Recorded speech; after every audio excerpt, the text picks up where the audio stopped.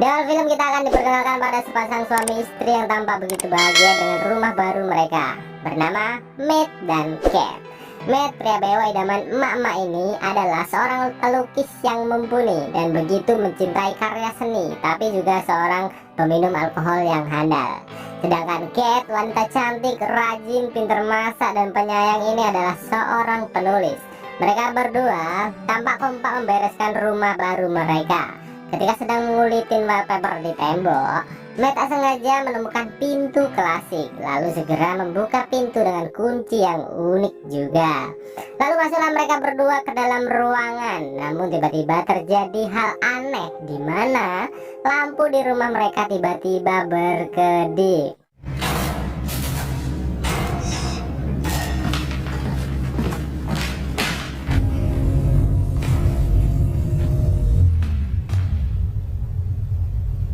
Namun Matt mencoba berpikiran positif kalau itu hanya gangguan kelistrikan saja. Matt lalu memanggil teknisi listrik dan begitu dibuat bingung dengan banyaknya kabel yang menjuntai. Lalu teknisi yang angkat tangan ia segera pulang. Namun saat ia akan pulang, ia menceritakan tentang masa lalu kelam di rumah itu, tentang pembantaian kedua orang tua oleh anaknya sendiri. Karena mendengar hal itu, Matt pun dibuat agak ngeri dan penasaran, lalu segera searching di Google untuk mencari informasi mengenai rumah ini. Dan ternyata memang benar perkataan teknisi tadi, pernah ada kejadian pembunuhan yang dilakukan oleh anaknya sendiri dan pelakunya bernama John Doe. Tetapi John tidaklah dipenjara, melainkan masuk rumah sakit jiwa dikarenakan mengidap penyakit jiwa. Ya iyalah, masa penyakit kadas. Matt yang masih penasaran kenapa kok bisa anak membunuh orang tuanya sendiri, terus memikirkan John Doe sampai-sampai membuat sketsa wajah John Doe dan menjadikannya bahan bacol. Matt pun akhirnya mencoba menenangkan diri dengan meminum sebotol whisky di dalam ruangan yang ia temukan kemarin. Dikala minumannya sudah habis, Matt lalu ngelantur dan meminta minuman satu botol lagi dalam pikirannya. Dan tiba-tiba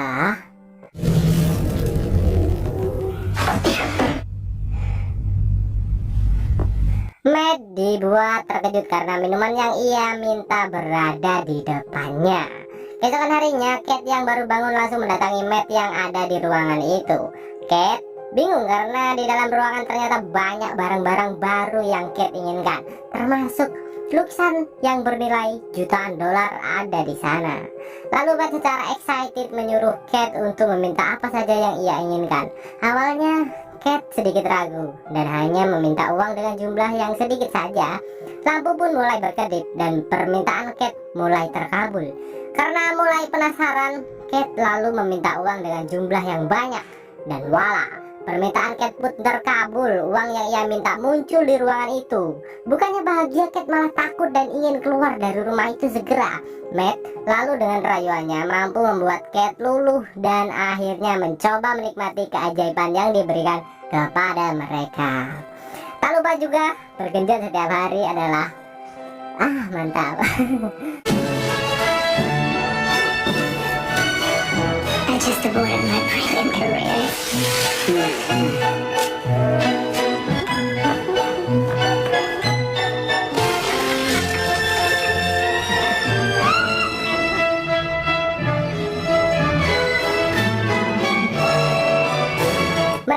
Hari-hari selalu dipenuhi dengan kebahagiaan. Singkat cerita, semua kebahagiaan yang mereka miliki malah membuat Cat menjadi bosan. Seolah-olah tak ada lagi yang diinginkannya di dunia ini. Matt yang menyadari hal itu berusaha menghibur istri tercintanya dengan berencana memiliki seorang baby. Namun bukannya senang, Cat malah terlihat ketakutan karena setiap kali mereka mencoba memiliki seorang anak, Cat selalu keguguran. Sehingga malahan semakin membuat jiwa Cat goyang dan marah atas inisiatif si Matt. Matt menjadi begitu galau dan segera pergi dari rumah. Sepulangnya Matt, ia malah dibuat begitu terkejut dengan Cat yang bermain bersama bayi yang lucu. Dan tentu saja bayi itu adalah hasil dari buah cinta Cat bersama ruangan ajaib. Waduh, Matt sangat marah pada Cat karena menyadari kalau yang dilakukan Cat adalah salah. Tak seharusnya Cat meminta makhluk hidup kepada sebuah ruangan yang tak diketahui asal-usulnya. Bisa saja bayi itu adalah bayi iblis atau bayi yang akan mengancam kehidupan mereka kelak. Lalu Cat yang sejatinya istri penurut, ia mencoba menuruti perkataan Matt. Walau hatinya hancur berkeping-keping dikarenakan bayi yang selama ini ia impikan harus lenyap kembali. Tetapi kembali lagi, Matt yang seorang suami penyayang, ia tak tega melihat istrinya kembali bersedih dan meninggalkan mereka berdua di dalam ruangan sendirian. Matt lalu kembali dibuat penasaran dan ingin menemui John Doe. Ia kemudian mengambil segepok uang yang berada di dalam ruangan, lalu segera pergi mencari John Doe. Sesampainya di rumah sakit jiwa, ia berhasil menemui John Doe yang sekarang sudah tampak tua namun dipenuhi tato di tubuhnya.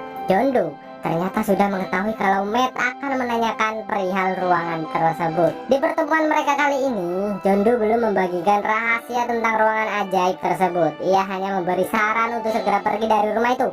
Lalu pulanglah Matt dari tempat itu.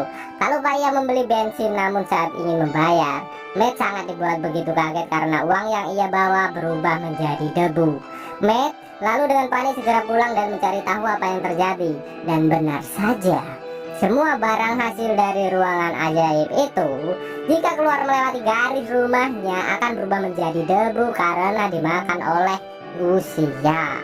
Lalu scene berpindah pada Cat yang ingin mengajak bayinya jalan-jalan. Matt yang tahu kalau hal buruk akan terjadi, ia mencoba menyegah Cat, tapi Cat tetap ngeyel dan ingin bayinya tersentuh matahari. Cat yang baru selangkah keluar dari rumah dibuat begitu kaget karena anak yang dibawanya bertambah tua dengan cepat. Matt yang mendengar tangisan istrinya tak tega, lalu segera mengambil anak itu dan membawanya masuk ke rumah.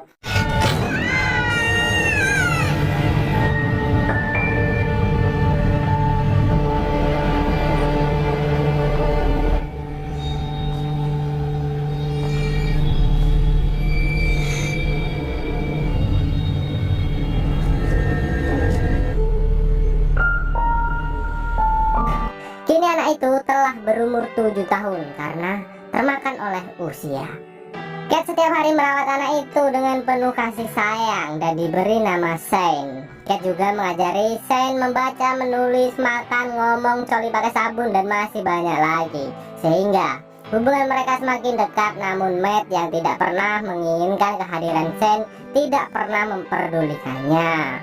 Karena bosan, Shane yang masih kecil sangat ingin pergi keluar rumah dan bermain pasir. Namun setiap kali ingin keluar rumah, Cat selalu melarangnya, malahan menutup semua rumah dengan papan. Shane yang menghabiskan waktu di dalam rumah, ia akhirnya berhasil menemukan ruangan ajaib di sana secara diam-diam. Entah bagaimana caranya, Shane bisa tahu kalau ruangan itu bisa mengabulkan semua permintaan. Sehingga Cat dan Matt dibuat begitu kaget melihat ruangannya kini berubah menjadi hutan, sedangkan Shane asik bermain salju. Shane?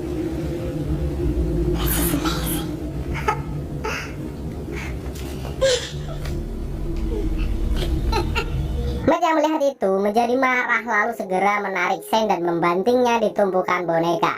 Tak berselang lama, telepon rumahnya tiba-tiba berdering dan diangkat oleh Shane. Dan ternyata telepon itu dari John Doe. Dan akhirnya John Doe pun memberitahukan satu fakta yang membagongkan.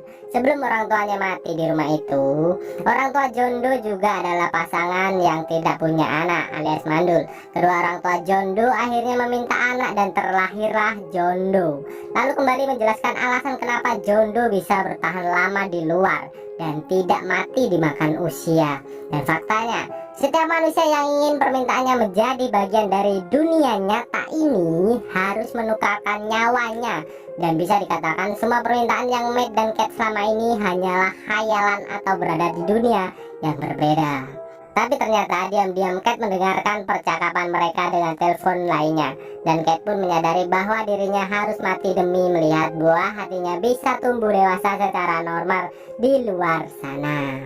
Awalnya Cat mencoba bunuh diri, namun ia menjadi ragu dan kembali pulang keesokan harinya. Matt yang semalam dibuat bingung karena istrinya tak kunjung pulang, ia langsung menerkam serabi lembit istrinya setelah istrinya pulang. Dan ternyata perkejutan itu disaksikan secara live oleh Shane dan mulai tertarik kepada kemolekan tubuh emaknya sendiri.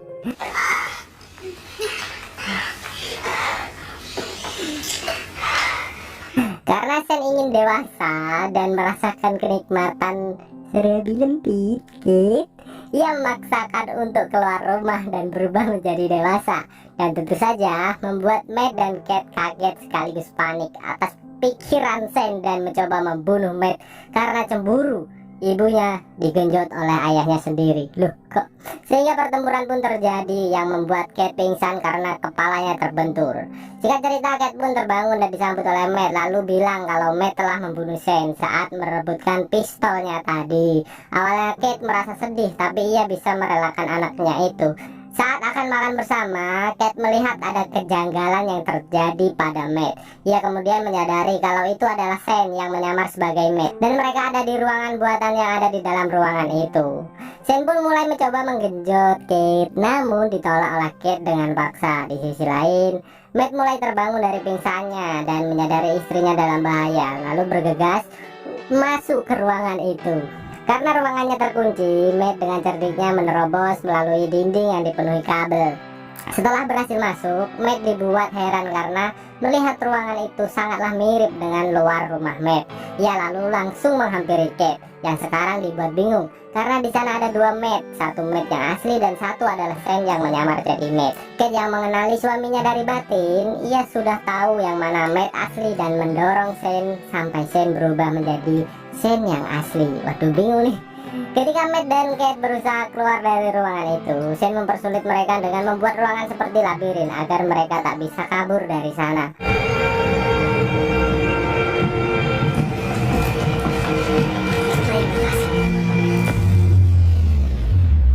Karena mereka bertiga bisa membuat permintaan, mereka bertiga pun saling beradu imajinasi dan berhasil mengelabui Sen. Mereka akhirnya berhasil membuat Sen keluar dari ruangan itu dan mulai ingin menyerang Matt. Namun yang terjadi, Sen malah keluar dari rumah itu dan termakan oleh usia sampai mati lalu berubah jadi debu.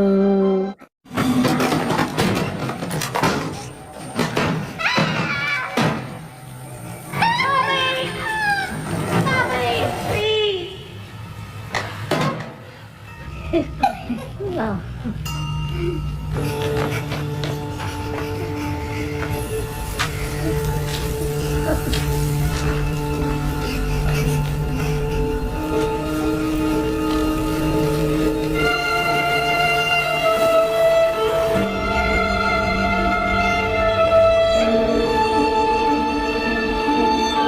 Satu bulan pun berlalu.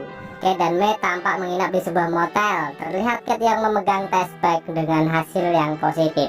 Tetapi tiba-tiba lampu di sekitarnya berkedip yang menandakan kalau ia masih berada di ruangan ajaib.